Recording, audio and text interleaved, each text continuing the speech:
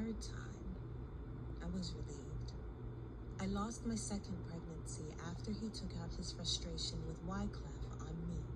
My dad was upset that he wasn't invited or acknowledged when the video he directed for the Fugees won an MTV Music Video Award. He often took his anger out on his family when things didn't go his way. Being pregnant usually added some protection from his wrath, but in that instance, let's just say public humiliation can change how a person operates. My father blamed me for the miscarriage, saying my negative energy killed his child.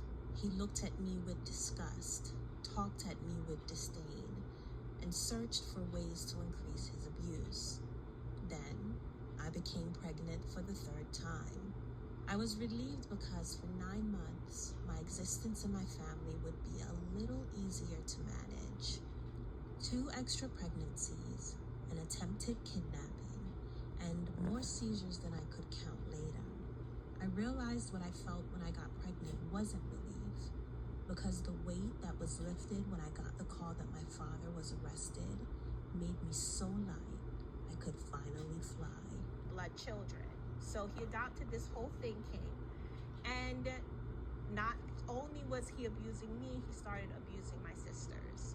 So in total, my father has 6 children who are also his grandchildren, 4 by me and 2 by one each of my sisters. My whole experience of even trying to escape him, a lot of people ask me, well, why didn't you run away when you was a child? Or why didn't you tell somebody? Well, one, the isolation was there. I felt that I did not have anyone to trust. My father was also very educated in the Black experience in America. So he taught his children that law enforcement does not like us, police don't like us, white people don't like us, and no one outside of our immediate family would care about what he was doing to us because we were not valued as Black people. My father, or any man my fantasies, is the best advice my mother gave me. She said, Aziza, if he ever asks you if you like someone, tell him no, because he will use it against you. And if you absolutely have to tell him something, make it about him. I was 13 years old, and my father had already conditioned me to comply with anything he did to me. Yes, my father asked me about my fantasies when I was 10, and I told him they were for him to stop doing what he did to me.